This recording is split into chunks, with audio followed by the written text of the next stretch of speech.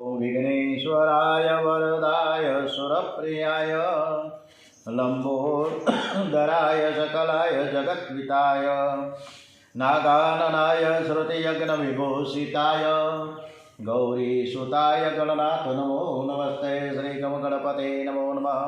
श्री हनुमान जी महाराज की जय। श्री रामचंद्र भगवान की जय। श्री गायत्री मात की जय। ओम श्री सोमनाथ महादेव की जय। श्री भारत माता की जय। वंदे वेद मातरम। सौनु करो कल्याण हे दयाळु प्रभु।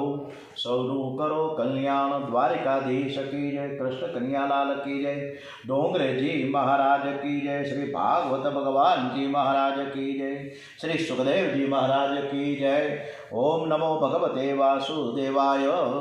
આજે 14મી ડિસેમ્બર અને આજે છેલ્લો દિવસ, આવતીકાલથી કમૂરતા 1 મહિનો ચાલશે 14મી જાન્યુઆરી સુધી। આવતીકાલે સફલા એકાદશી છે। આજની તારીખ છે 14મી ડિસેમ્બર, રવિવારનો દિવસ છે, દસમ માક્ષર વદ।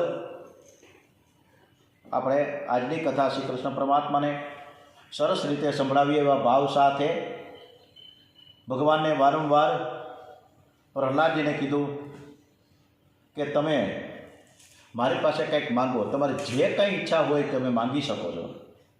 ત્યારે પ્રહલાદ સ્પષ્ટ ના પડે છે કે મારે કંઈ માંગવું નથી, તમે સાક્ષાત મારી સામે ઊભા છો, મારે શું માંગવું? ત્યારે પ્રભુએ કીધું કે પ્રહલાદ, તમારી કદાચ ઈચ્છા નથી પણ મને રાજી કરવા માટે કંઈક તમે માંગો। ત્યારે પ્રહલાદ માંગે છે કે નાથ, સંસારના કોઈ પણ સુખો ભોગવવાનો મને વિચાર આવતો જ નથી। કોઈ પણ પ્રકારના ઇન્દ્રિયોના સુખ ભોગવવાની ઈચ્છા જ થતી નથી, તો હું શું વરદાન આપું? હું વરદાન માંગું, પરંતુ એટલું ચોક્કસ માંગીશ, બહુ તમારો આગ્રહ છે ત્યારે, કે મને ક્યારેય પણ સુખ ભોગવવાનો વિચાર ન આવે, કોઈ પણ ઇન્દ્રિયોના સુખ ભોગવવાની પણ ઈચ્છા જ ન થાય। પ્રહલાદે ભગવાન પાસે જે માંગ્યું એવું તમે પણ રોજ ભગવાન પાસે માંગો। તમે એવું સાદું જીવન ગાળો કે મનમાં કોઈ સુખ ભોગવવાની વાસના ન જાગે। સંસાર સુખ ભોગવવાની ઈચ્છા એ જ મહાદુઃખ છે। જેને કોઈ સુખ ભોગવવાની ઈચ્છા જ નથી તે સંસારમાં સુખી છે। એ દુઃખમાંથી હું બચ્યું એટલું જ પણ ઘણું છે એમ સમજીએ તો તે મોટામાં મોટું સુખ છે। ભગવાને તથાસ્તુ કીધું છે। પછી છેલ્લે પ્રહલાદ કહ્યું કે નાથ, મારા પિતાને સદગતિ મળે એવી તમે કૃપા કરો। નરસિંહ ભગવાન કહે કે તારા પિતાને સદગતિ આપવાની શક્તિ મારી નથી, છતાં તારા સત્કર્મના પ્રતાપે તારા પિતાને સદગતિ થશે। તારા જેવા ભગવત ભક્ત જે વંશમાં જન્મે છે તે વંશના અનેક પુરુષોને તે તારે છે। પિતા પુત્રને ધનનો વારસો આપે, પુત્રની ભક્તિનો, પુત્રના સત્કર્મનો વારસો પિતાને મળે છે। પુત્ર પ્રહલાદ જેવો લાયક હોય તો તે મા બાપને તારે છે, અને દુર્યોધન જેવો પાપી હોય તો તે મા બાપની દુર્ગતિ કરે છે। આજ સુધીમાં કોઈ દૈત્યને, રાવણ શિશુપાલ જેવાને પણ મેં મારા ખોળામાં નથી લીધા। તારા જેવા પુત્રથી 21 પેઢીનો ઉદ્ધાર થાય છે। 7 માતૃપક્ષની છે અને 7 પિતૃપક્ષની અને 7 શ્વશુર પક્ષની। છોકરો સદાચારી હોય, તો માતા પિતા દુરાચારી હોય તો પણ તેને સદગતિ પ્રાપ્ત થાય છે। જ્યારે છોકરો દુરાચારી હોય ને માતા પિતા સદાચારી હોય તો પણ તેની દુર્ગતિ થાય છે। જે પિતા પુત્રને સારા સંસ્કાર ન આપે એ પિતા એ પુત્રનો વેરી કહેવાય। પ્રહલાદજી પોતાના શરીરનો, પિતાના શરીરનો અગ્નિ સંસ્કાર કરે છે। પછી તો બ્રહ્માજીએ પ્રહલાદજીનો રાજ્યાભિષેક કર્યો। પ્રહલાદ રાજા થયા છે। નરસિંહ સ્વામીના જે બહુ જ આનંદ થયો છે। ધર્મરાજાની હવે કથા તરફ આગળ વધીએ। ધર્મરાજાની સભામાં દ્વારિકાનાથ પોતે બિરાજતા હતા, પરંતુ તેના સ્વરૂપને યુધિષ્ઠિર હજુ જાણતા નથી। દ્વારિકાનાથ એવી લીલા કરતા કે તેઓ ઈશ્વર છે તેવું કોઈ જાણે જ નહીં। તેઓ પોતાનું સ્વરૂપ છુપાવી રાખતા। ભગવાનને ગુપ્ત રહેવાની ઈચ્છા છે, જ્યારે જીવને જાહેર થવાની ઈચ્છા છે। ભગવાને અસંખ્ય ચીજો બનાવી છે પણ કોઈ ઉપર પોતાનું નામ નથી લખ્યું। જ્યારે મનુષ્ય કોઈ સેવાનું કાર્ય કરે છે તેની પાછળ તેને નામનો મોહ હોય છે। મંદિરમાં કોઈ વસ્તુ આપે તો તેના ઉપર પોતાનું નામ લખીને આપે છે। મનુષ્ય આવી રીતે કરેલા દાનની જાહેરાત કરવામાં ભૂલ કરે છે. બહુ જાહેરાત થાય તો પુણ્યનો ક્ષય થાય છે. શ્રી કૃષ્ણ હલકામાં હલકું પતરાણાનું ઉઠાવવાનું કામ કરે છે. અશ્વમેઘ યજ્ઞમાં ધર્મરાજાએ જે અશ્વમેઘ કર્યો એમાં પતરાણા ઉઠાવવાનું કામ સામેથી માંગ્યું. એટલે ધર્મરાજા એમ સમજે કે મામાના દીકરા છે એટલે આપ્તજન તરીકે અમારું સઘળું કામ કરે છે. શ્રી કૃષ્ણ સર્વથી શ્રેષ્ઠ છે, પણ શ્રી કૃષ્ણ અભિમાનનો સ્પર્શ નથી. શ્રી કૃષ્ણ પરમાત્મા છે તે ધર્મરાજા ભૂલી ગયા છે અને એને પોતાના મામાનો દીકરો પ્રભુ પરમાત્મા છે એ માનતા જ નથી. આમ ધર્મરાજાના અશ્વમેઘ યજ્ઞમાં પતરાણા ઉઠાવવાનું હલકામાં હલકું કામ ભગવાન કરી રહ્યા છે. ધર્મના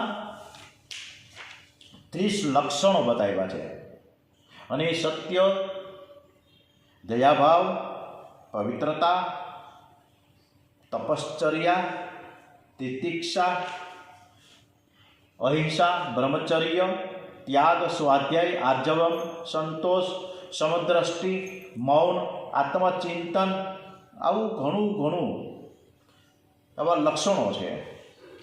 અને આ લક્ષણો કોઈ સંત પુરુષમાં જ હોઈ શકે, દરેકમાં ન હોઈ શકે. એક ભિખારીને રત્નની વીંટી મળી. એણે વિચાર્યું કે મારા કરતાં જે વધારે ભિખારી હોય ને એને હું આ વીંટી આપું. રસ્તે જતાં જોયું તો એક શેઠને 5 બંગલા છે, 6ઠ્ઠો બંગલો બંધાવે છે. આ શેઠ તે વખતે મજૂરી બાબતે મજૂર સાથે ઝઘડો કરતા હતા. તે શેઠ કામ કરાવીને પૂરતી મજૂરીને આપતો નથી. ભિખારીએ વીંટી તે શેઠને આપી. શેઠ કહે મારી પાસે ઘણું છે, હું ભિખારી નથી, મને શા માટે વીંટી આપશ? ભિખારી કહે તમારી પાસે ઘણું હોય તો પછી લોભ શા માટે કરો છો? તમને સંતોષ નથી એટલે ભિખારી હું નહીં તમે છો. આમ ઈશ્વરે જે આપ્યું છે એમાં સંતોષ માને તે શ્રીમંત, પ્રભુએ જે આપ્યું છે તેને ઓછું માને તે દરિદ્ર કહી શકાય, ગરીબ કહી શકાય. એટલે આ રાજાને બધું હોવા છતાં પણ એ ગરીબ છે. ગૃહસ્થાશ્રમમાં દાન કરવાની ખાસ આજ્ઞા કરી છે. દાનથી ધનની શુદ્ધિ થાય છે. ગૃહસ્થને બીજી પણ એક આજ્ઞા કરી છે કે તેને વર્ષમાં 1 માસ ગંગા કિનારે જવું, એકાંતમાં નિવાસ કરી નારાયણની આરાધના કરવી, વર્ષમાં 1 માસ ઠાકોરજીની માટે કાઢવો. ઘરમાં બરાબર ભક્તિ થઈ શકતી નથી.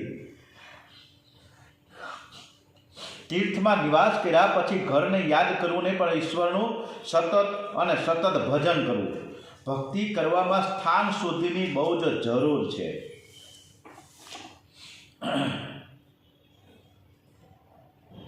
આમ નરસિંહ ભગવાન પ્રહલાદજીની ખૂબ સરસ મજાની આ કથાને આપણે વિરામ આપીએ. અનેક ગ્રસ્તો આ સત્સંગથી તરી ગયા છે. મોટા મોટા ઋષિઓ જે ઈશ્વરને જોવા ઝંખે છે તે તમારા ઘરમાં રહે છે. સમાપ્તિમાં ધર્મરાજાએ નારદજીની પણ પૂજા કરી છે. ઓમ નમો ભગવતે વાસુદેવાય શ્રીમન નારાયણ નારાયણ નારાયણ ઇતિ સપ્તમ સ્કંદ સમાપ્તમ. અષ્ટમ સ્કંદમાં આપણે પ્રવેશ કરીએ. મન્વંતર લીલામાં ગજેન્દ્ર મોક્ષની કથા આવશે. કુર્મા અવતારની કથા, સમુદ્ર મંથન, મોહિની, નારાયણ, હરિહરનું મિલન, વામન અવતાર અને મત્સ્ય અવતારની કથા તરફ આગળ વધી રહ્યા છીએ. સ્કંદ 8મો. કરારવિંદેન પદારવિંદમ મુખારવિંદે વિનવેશયંતમ વટસ્ય પત્રસ્ય પુટે શયાનમ બાલમ મુકુંદમ મનસા સ્મરામી. ઓમ નમો ભગવતે વાસુદેવાય. શ્રી ગમગણપતે નમો નમઃ. હનુમાનજી મહારાજ કી જય. ઓમ સુખદેવજી મહારાજ વર્ણન કરે છે કે ક્ષીરસાગરથી વીંટળાયેલ ત્રિકુટાચલ નામના એક અતિ રમણીય પર્વત ઉપર એક બળવાન હાથી રહેતો હતો. એ જંગલનો રાજા હતો. એના મસ્તકમાંથી મધ ઝરતો હતો. એ મધની વાસ આવે ત્યારે વાઘ અને સિંહ પણ ગભરાતા. તે અનેક હાથણીઓનો ધણી હતો. એક દિવસ ઉનાળામાં બહુ ઉકળાટથી તપી જવાને કારણે ઠંડક મેળવવા માટે તે હાથણીઓ અને બચ્ચાઓને સાથે લઈને સુવાસિત જળ ભરેલા સરોવરના કાંઠે આવ્યો. ગજેન્દ્ર હાથણીઓ સાથે સરોવરમાં જળ ક્રીડા કરવા લાગ્યો. હાથણીઓ અને બચ્ચાઓ તે વીંટળાવેલો તે આનંદ વિહાર કરવા લાગ્યો. પોતાની મસ્તીમાં આ બધા જ ખૂબ સરસ મજાએ જળ ક્રીડા કરતા આ તકનો લાભ લઈ સરોવરમાં રહેલો એક મગર આ હાથીનો પગ પકડ્યો. મગરના પંજામાંથી છૂટવા માટે હાથીએ ઘણા પ્રયત્નો કર્યા, પણ સફળતામાં ન મળી. ત્યારે આ ગજેન્દ્ર હાથી સ્થળચર અને મગર છે જળચર કહેવાય, એટલે હાથી જળમાં દુર્બળ બને છે.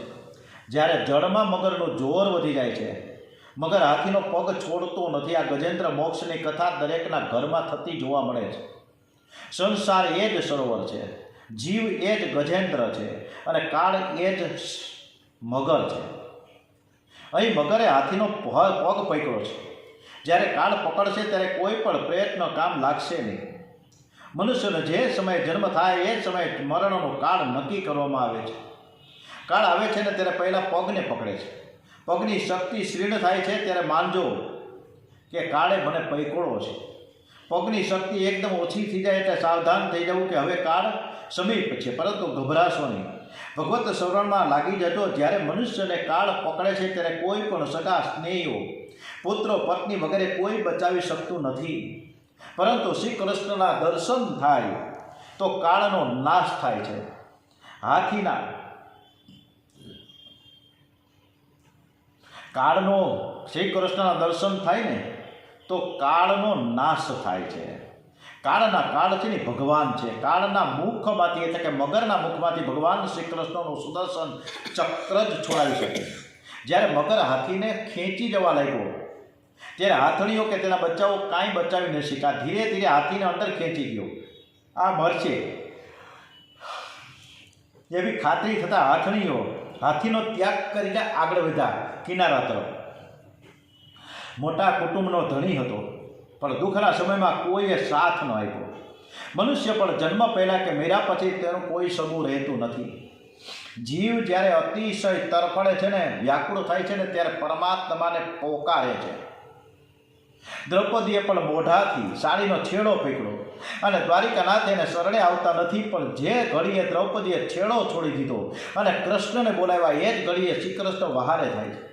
ઈશ્વર પૂરો પ્રેમ માગે છે ત્યારે જીવ ઈશ્વરને થોડો પ્રેમ આપે છે, એટલે ઈશ્વર મદદ કરતા નથી. જીવ મૃત્યુ પથારીમાં એકલો પડે છે ત્યારે તેની દશા ગજેન્દ્ર જેવી થાય છે. અંતકાળે મનુષ્ય ગભરાય છે કે મારું શું થશે.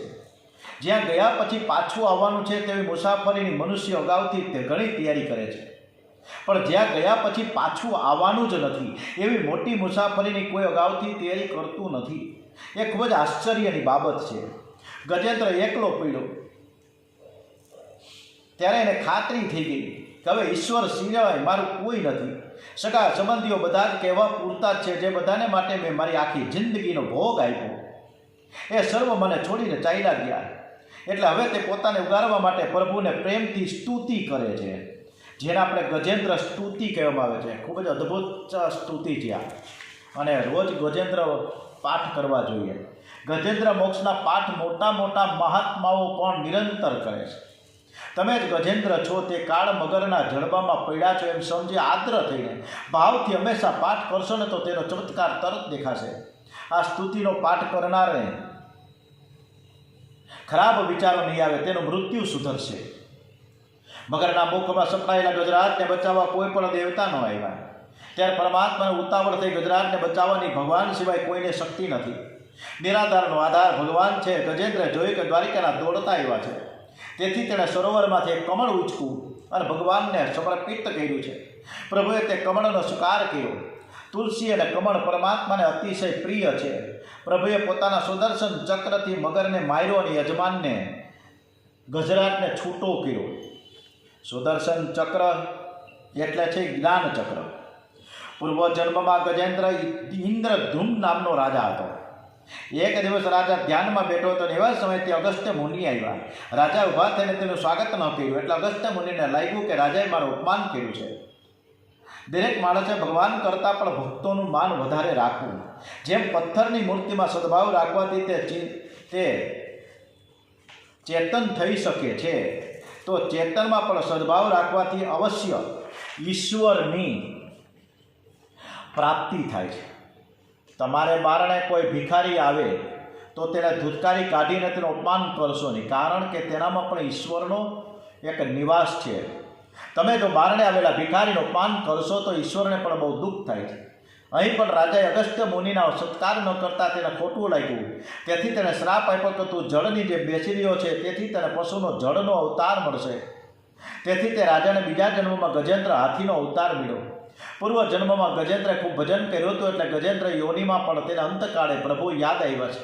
જે સંસ્કાર મનમાં દ્રઢ થાય છે તે સંસ્કાર બીજા જન્મમાં અને અંતકાળે પણ કામ આવે છે. તેથી દરેક મા બાપે પોતાના બાળકોમાં સારા સંસ્કારોનું સિંચન કરવું જોઈએ. વહેલા ઉઠીને પ્રભુ સ્મરણ કરવું, તેના દેખતા કોઈ પણ પાપ ન કરવું, તેમની આગળ કદી જૂઠું ન બોલવું વગેરે સંસ્કારોનું મા બાપ પોતે જ આચરણ કરે તો તે સંસ્કાર બાળકોમાં આપોઆપ આવી જાય છે. હવે આપણે કુર્મ અવતારની કથા કરીએ. સમુદ્ર મંથન. પરીક્ષિત રાજા પ્રશ્ન કરે છે કે ભગવાને સમુદ્ર મંથન કેમ કર્યું? કચ્છપ રૂપ ધરી મંત્રાચલને પોતાની પીઠ ઉપર શા માટે ધારણ કર્યો? દેવતાઓને કેવી રીતે અમૃત પીવડાવ્યું? આ સમુદ્ર મંથનની કથા કૃપા કરીને મને વિસ્તારપૂર્વક સંભળાવો. સુખદેવજી મહારાજ કહે છે કે હે રાજન, એકવાર ઇન્દ્રરાજ હાથી ઉપર સવાર થઈને ફરવા નીકળ્યા હતા. રસ્તામાં તેના દુર્વાસા ઋષિ સામે મળ્યા. દુર્વાસાએ પોતાની પુષ્પમાળા ઇન્દ્રને અર્પણ કરી, પરંતુ ઇન્દ્ર સંપત્તિમાં શાન ભાન ભૂલ્યો હતો, અને આ ભાન ભૂલેલા ઇન્દ્રએ દુર્વાસાએ આપેલી માળાની કદર ન કરતા તેને હાથીની સૂંઢ ઉપર ફેંકી દીધી. હાથીએ તે માળાને પોતાની સૂંઢ વતી ઉછાળીને જમીન ઉપર નાખી અને પગ વડે કચરી નાખી. આ જોઈ દુર્વાસા મુનિને ખૂબ દુઃખ થયું. એમણે ક્રોધાવેશમાં જઈને ઇન્દ્રને શ્રાપ આપ્યો છે કે તું દરિદ્ર થઈ જાય. સંપત્તિમાં જે કંઈ ભાન ભૂલે છે તે દરિદ્ર થાય છે, અને ત્યારે તેની અકલ ઠેકાણે આવે છે. દુર્વાસા મુનિએ પોતાની માળાને પગ નીચે કચડાતી જો ઇન્દ્ર રાજાને શ્રાપ આપતા દેવ દૈત્યોનું યુદ્ધ થયું. એ યુદ્ધમાં દેવોની હાર થઈ. સ્વર્ગનું રાજ્ય રાક્ષસોને મળ્યું. ઇન્દ્ર પાસેથી સ્વર્ગનું રાજ્ય ચાલ્યું જતાં બધા દેવો દુઃખી થઈ ગયા. તેઓ ભગવાનને શરણે ગયા. ભગવાને દેવોને આજ્ઞા આપી કે તમે સમુદ્ર મંથન કરો, તેમાંથી અમૃત નીકળશે, તે હું તમને પીવડાવીશ, અને તેથી તમે બધા અમર થઈ જશો. તમે પણ દૈત્યોની જોડે મીઠા વચનો બોલી મૈત્રી બાંધી લ્યો. દેવોએ દૈત્યોની મૈત્રી કરી લીધી. દેવો અને દૈત્યો અમૃત મેળવવા માટે સમુદ્ર મંથન કરવા લાગ્યા છે. મંત્રાચલ પર્વતનો રવિયો બનાવ્યો, વાસુકી નાગનું દોરડું બનાવ્યું, પરંતુ જ્યાં સમુદ્રમાં ઔષધિઓ નાખી મંથન કરવા લાગ્યા ત્યાં મંત્રાચલ પર્વત સમુદ્રમાં ડૂબવા લાગ્યો, અને તેથી બધા ગભરાઈ ગયા. ત્યારે કુર્મનારાયણ ભગવાન પ્રગટ થયા. તેમણે પોતાની પીઠ ઉપર મંત્રાચલ પર્વતને રાખ્યો છે. આ જ રીતે મનરૂપી મંત્રાચલ ભક્તિ અને નામ સ્વરૂપના આધાર વિના સ્થિર રહી શકે નહીં. સમુદ્ર મંથનમાંથી પ્રથમ ઝેર નીકળ્યું. ઝેર સ્વીકારવા કોઈની તૈયારી ન હતી. એને અમૃત મળતું નથી. જ્ઞાન અને ભક્તિરૂપી માર્ગમાં સૌ પ્રથમ ઝેર મળે છે. જે ભગવાનની પાછળ પડે છે તેના જીવનમાં દુઃખોનો પ્રસંગો આવે છે તે ઝેર છે. દુઃખ એ ઝેર છે. પ્રતિકૂળ પરિસ્થિતિ એ ઝેર છે. નિંદા એ ઝેર છે. કર્કશ વાણી એ ઝેર છે. ઝેર સહન કરો, તમે બહુ સુખી થશો. જીવનમાં મોટા મોટા મહાત્માઓએ પણ ઝેર પચાવ્યું છે. દુઃખ સહન કર્યું છે, પછી જ તેને અમૃત મળ્યું છે. આ ઝેરની વાત એટલી બધી તીવ્ર હતી કે દૈત્યો કે દેવો સહન ન કરી શક્યા. ઈશ્વરે આજ્ઞા કરી કે આ ઝેર તો ફક્ત શંકર ભગવાન જ પચાવી શકે, માટે તેને બોલાવો. જેને માથે જ્ઞાન ગંગા છે તેને ઝેર પચાવી શકે. આ સંસારનું ઝેર પણ બધાને બાળતું હોય છે, પરંતુ જેના માથા ઉપર શંકર ભગવાનની જેમ જ્ઞાન ગંગા હોય છે તે જ ઝેર પચાવી શકશે. શિવજીની પૂજા અર્ચના જ ઝેર પચાવવાની શક્તિ આપે છે. દેવ દેવતાઓ બધા જ મળી ભગવાન શંકરની સ્તુતિ કરવા લાગ્યા. દેવોએ કહ્યું કે આ ઝેર અમને બાળે છે. શિવજીએ આ ઝેર પીવા માટે પાર્વતીની આજ્ઞા લીધી. ત્યારે પાર્વતીજીએ કહ્યું કે હે પ્રાણનાથ, પરોપકાર કરવા સારો, પણ તમે એવો પરોપકાર ન કરો કે જેથી તે ભલે મને દુઃખ થાય, પણ એવો બધો પરોપકાર ન કરે કે જેથી આપણો વિનાશ થાય. ત્યારે શિવજી કે બીજાનું કલ્યાણ થતું હોય તો ભલે મને દુઃખ થાય, તો લોકો તો સુખી થશે ને. ભગવાન શંકર ક્ષીર સાગર પધાર્યા છે. ભગવાનનું સ્મરણ કરતાં કરતાં ભગવત સ્મરણ કરતાં કરતાં શિવજી મહારાજ બધું જ ઝેર ગટગટાવી ગયા. આ ઝેર શંકર ભગવાને પેટમાં ન ઉતાર્યું, પરંતુ ગળામાં રાખ્યું.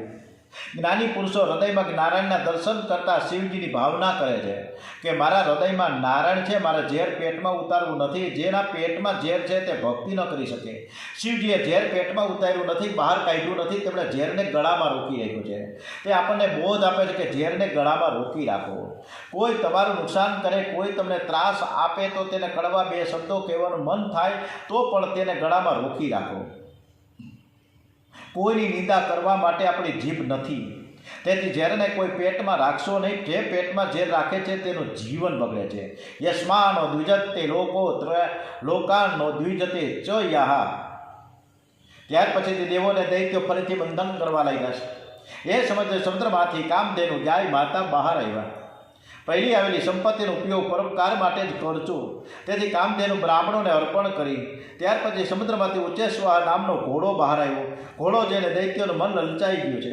ઉચ્ચેશ્વાહ દૈત્યોને આપ્યો. પછી સમુદ્રમાંથી ઐરાવત નામનો હાથી નીકળ્યો. આ હાથી દેવ પક્ષમાં આવ્યો. જેને હાથી મળે તેને અમૃત મળે છે. આ નિર્વિવાદ બાબત છે. જેને હાથી મળે એને હાથી પછી કૌસ્તુભ મળી નીકળો અને તેને લેવાની શ્રી હરિએ ઈચ્છા વ્યક્ત કરી. પછી મંથન કરતા લોકના આભૂષણ રૂપ પારિજાતક નામનું એક દિવ્ય વૃક્ષ નીકળ્યું. પારિજાતક વૃક્ષ એટલે મનોરથ પૂર્ણ કરનાર વૃક્ષ. એના પછી અતિ સ્વરૂપવાન અપસરાઓ નીકળી. પારિજાતક વૃક્ષ અને અપસરાઓ બંને દેવ પક્ષમાં ગયા. ત્યાર પછી સમુદ્રમાંથી સાક્ષાત લક્ષ્મીજી પ્રગટ થયા. સાક્ષાત જગદંબા મહાત્મા છે. એમની ક્રાંતિથી સર્વ દિશાઓ જળબળાવા લાગી. એમના સૌંદર્ય ઉદારતા તથા મંદિરમાં તથા એમના સૌંદર્ય ઉદારતા મહિમા જોઈને એમના પર બધા જ મોહિત થઈ ગયા. આમે દુનિયામાં બધે લક્ષ્મીવાળાનું માન હોય છે. લક્ષ્મીજીને સોનાને પાટલે બેસાડી બ્રાહ્મણોએ વેદ મંત્રો સાથે તેનો અભિષેક કર્યો છે. હિરણ્યમય સુવર્ણ રજત શસ્ત્ર જાત ચંદ્રામ હિરણ્યમય લક્ષ્મી જાત વેદો મમ આવહત. સખીઓએ માતાજીને સુંદર શૃંગાર કર્યો. બધાના મનમાં એવી ઈચ્છા છે કે આ લક્ષ્મી આમને મળે તો સારું. પણ લક્ષ્મીજીએ કહ્યું કે સ્વયંવરમાં હું યોગ્ય પતિને વિજયમાળા અર્પણ કરીશ. એક બાજુ દેવો અને બીજી બાજુ રાક્ષસો બેઠા છે. ઋષિમુનિઓ પણ આજે સભામાં બેઠા છે. લક્ષ્મી વિચાર કે કોને વિજયમાળા અર્પણ કરવું.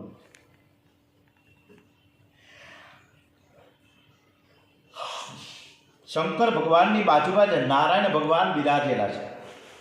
એમને જોતા જ લક્ષ્મીજી ઓળખી ગયા કે આજ સર્વગુણ સંપન્ન નારાયણ છે. એને તરત જ લક્ષ્મીજીએ ભગવાન નારાયણને વિજયમાળા અર્પણ કરી. દેવો ગંધર્વો લક્ષ્મી નારાયણ ભગવાનનો જય જયકાર કરવા લાગ્યા છે. બોલીએ શ્રી લક્ષ્મી નારાયણ ભગવાન કી જય. અત્યાર સુધી ભગવાનની નજર ધરતી પર હતી, પણ જ્યારે લક્ષ્મીજીએ વરમાળા પહેરાવી કે તરત ભગવાન ચારે બાજુ જોવા લાગ્યા. જેની પાસે લક્ષ્મી આવે ત્યારે ચારે બાજુ નજર રાખવી જોઈએ. ધનવાને પણ ચારે બાજુ નજર રાખવી જોઈએ કે સર્વના દુઃખમાં હું મદદરૂપ કેવી રીતે થઈ શકું. ફરીથી સમુદ્ર મંથન થયું. મંથન કરતા વારુણી મદિરા જેવી દેવી નીકળી અને તે દૈત્યોના પક્ષમાં ગઈ. ખૂબ પીયો. દારૂ એ દૈત્યનું લક્ષણ બની ગયો. પછી મંથન કરતા ધન્વંતરી નારાયણ અમૃત કુંભ લઈને પ્રગટ થયા. દૈત્યોએ ઘડો ખેંચી લીધો. અમૃતનો કડો દૈત્યોના પક્ષમાં ગયો. આથી દેવોને ખૂબ જ દુઃખ થયું. તેઓ ભગવાનને શરણે ગયા. ત્યારે ભગવાન કહે કે હવે દૈત્યો સાથે શક્તિથી નહીં પણ યુક્તિથી તમારે કામ લેવાનું છે. જેના હાથમાં અમૃતનો ઘડો આવ્યો તે કહેવા લાગ્યો હું પહેલો અમૃતનો ઘડો હું પીશ.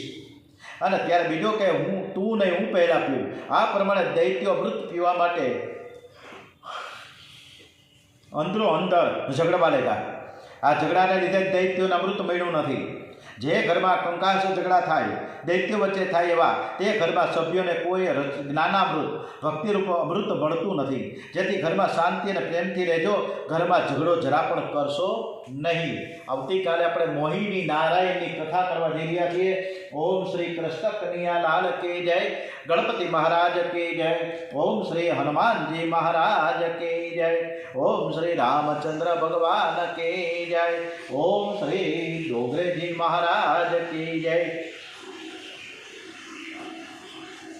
श्री सुखदेव जी महाराज की जय. बालकृष्ण लाल की जय. द्वारिकाधीश की जय. ओम वंदे वेद मातरम. ओम नमः पार्वती पते. हर हर महादेव हर.